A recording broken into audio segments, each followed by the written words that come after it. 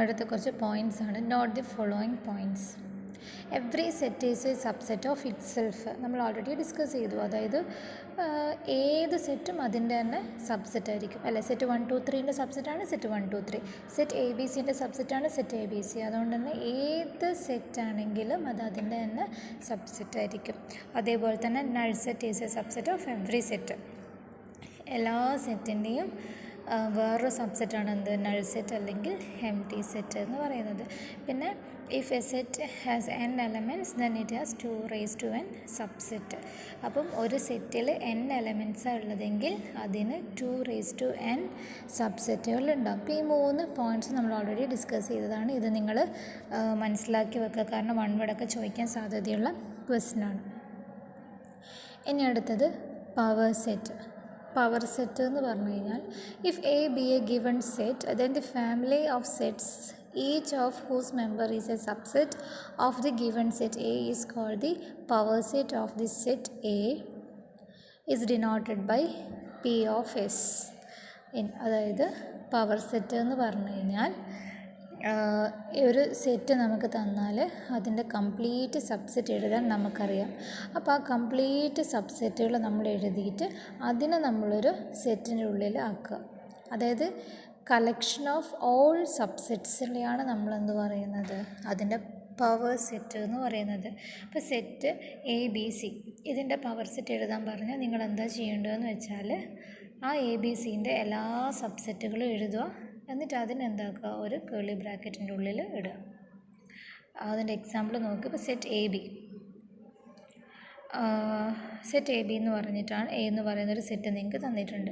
ഇനി ആ set A ബീൻ്റെ സബ്സെറ്റുകൾ നിങ്ങൾ എഴുതുക. ഏതൊക്കെയാണ് വരിക, ഒന്ന് എം ടി സെറ്റും വരും, ഒന്ന് ആ സെറ്റ് എ ബി തന്നെ വരും, പിന്നെ സെറ്റ് എയും സെറ്റ് ബിയും. അപ്പോൾ ഇത്രയൊക്കെയാണ് അതിൻ്റെ സബ്സെറ്റ് വരിക. 2 എലമെൻറ്റ്സ് ആണുള്ളത്. അപ്പം 2 raised to 2 4 സബ്സെറ്റുകളാണ് ഉണ്ടാവുക. ആ 4 സബ്സെറ്റുകളാണ് നമ്മളവിടെ എഴുതിയിട്ടുള്ള 5യും സെറ്റ് എയും സെറ്റ് ബിയും സെറ്റ് എ ബിയും. അപ്പോൾ അതിൻ്റെ പവർ സെറ്റ് എന്ന് പറഞ്ഞു കഴിഞ്ഞാൽ ഈ 4 സബ്സെറ്റുകൾ എഴുതുക. എന്നിട്ട് അതിന് എന്ത് ചെയ്യുക, ഒരു ബ്രാക്കറ്റിൻ്റെ ഉള്ളിൽ. ആ ബ്രാക്കറ്റ് കേളി ബ്രാക്കറ്റ് തന്നെയാണ്. അവിടെ സ്ക്വയർ ബ്രാക്കറ്റാണ് നിങ്ങൾക്ക് ടെക്സ്റ്റിലുള്ളത്, പക്ഷെ അത് കേളി ബ്രാക്കറ്റിൽ തന്നെയാണ് നിങ്ങൾ എഴുതേണ്ടത്. അപ്പോൾ ഇതിനാണ് നമ്മൾ പവർ സെറ്റ് എന്ന് പറയുന്നത്. അടുത്തത് universal set. If all the set under consideration are subset of a fixed set, say U, then this set U is called a universal set. That is, any set under consideration can be treated as a subset of a big set. This big set is a universe set under consideration. So every set has a universe. ഇപ്പം universal set എന്ന് പറഞ്ഞാൽ നമ്മളിപ്പം ഒരുപാട് സെറ്റുകളെ പറ്റിയിട്ട് discuss ചെയ്തു. പല പല സെറ്റുകളെ പറ്റിയിട്ട് നമ്മൾ ഡിസ്കസ് ചെയ്തു.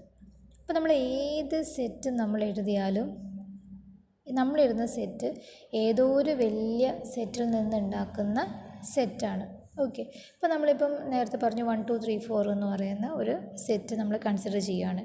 അപ്പോൾ ഈ 1 2 3 4 നമ്മൾ എവിടെ നിന്ന് എടുത്തെഴുതുന്നത്? അത് നാച്ചുറൽ നമ്പർ എന്ന് പറയുന്നൊരു വലിയ സെറ്റിൽ നിന്നല്ലേ നമ്മൾ എടുത്തെഴുതുന്നത്. അല്ലെങ്കിൽ ഏതൊരു 1 2 3 4 തൊട്ടിട്ട് 10 വരെയുള്ള ഒരു സെറ്റ്, അതിൻ്റെ ഒരു സബ്സെറ്റ് അല്ലേ 1 2 3 4 എന്ന് പറയുന്നത്. അതായത് നമ്മൾ കൺസിഡർ ചെയ്യുന്ന സെറ്റ് എന്ന് പറയുന്നത് ഏതോ ഒരു വലിയ സെറ്റിൻ്റെ ഒരു സബ്സെറ്റാണ്. അപ്പോൾ ഏത് സെറ്റ് നമ്മൾ എഴുതുകയാണെങ്കിലും അത് എഴുതുന്നതായിരിക്കും നമ്മൾ എഴുതുന്നുണ്ടാവുക ഏതോ ഒരു വലിയ സെറ്റിൽ നിന്നായിരിക്കും നമ്മൾ ഈ ഒരു സെറ്റ് എഴുതുന്നുണ്ടാവുക. അതുകൊണ്ട് തന്നെ ആ വലിയ സെറ്റിനെ നമ്മൾ വിളിക്കുന്ന പേരാണെന്ത്, യൂണിവേഴ്സൽ സെറ്റ്. ശരിക്കും പറഞ്ഞു കഴിഞ്ഞാൽ ഒരു മദർ സെറ്റ് എന്ന് പറയാം നമുക്ക്. ഒരു അമ്മ, അതായത് ആ ഒരു അമ്മയായിട്ടുള്ള ആ ഒരു സെറ്റിൽ നിന്നാണ് എല്ലാ സെറ്റും ഉണ്ടാവുന്നത്. അപ്പോൾ ഏത് സെറ്റ് നമ്മൾ എഴുതിയാലും അതൊരു മദർ സെറ്റായ യൂണിവേഴ്സൽ സെറ്റ് എന്നായിരിക്കും ഉണ്ടാക്കുന്നുണ്ടാവുക. പക്ഷേ അത് നമ്മളെ മനസ്സിലത് ഉണ്ടാവണമെന്നൊന്നുമില്ല. നമ്മൾ ജസ്റ്റ് ഒരു സെറ്റ് എഴുതി പോകുന്നതായിരിക്കും. പക്ഷേ ആ സെറ്റും ഏതോ ഒരു വലിയ സെറ്റിൻ്റെ ഒരു സബ്സെറ്റാണ്.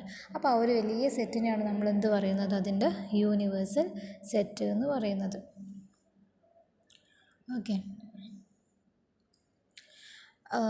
If you discuss integers like set of positive integers, set of negative integers, set of odd integers, etc., then they all belongs to a big set of integers. അതായത് നമ്മളിപ്പം സെറ്റ് ഓഫ് പോസിറ്റീവ് ഇൻറ്റീജേഴ്സാണ് കൺസിഡർ ചെയ്യുന്നതെങ്കിൽ, അല്ലെങ്കിൽ set of negative ഇൻറ്റീജേഴ്സാണ് consider ചെയ്യുന്നതെങ്കിൽ ഇതൊക്കെ ഏതിൽ നിൻ്റെ അണ്ടറിൽ വരുന്ന സെറ്റാണ്? ഇൻറ്റിജേഴ്സ് എന്ന് പറയുന്ന ഒരു വലിയ സെറ്റിൻ്റെ, അതായത് നെഗറ്റീവും പോസിറ്റീവും സീറോ എല്ലാം അടങ്ങിയിട്ടുള്ള ഒരു വലിയ സെറ്റായ ഇൻറ്റിജേഴ്സ് സെറ്റിൻ്റെ സബ്സെറ്റാണ് എന്ത്? പോസിറ്റീവ് സെറ്റും നെഗറ്റീവ് സെറ്റും ഒക്കെ.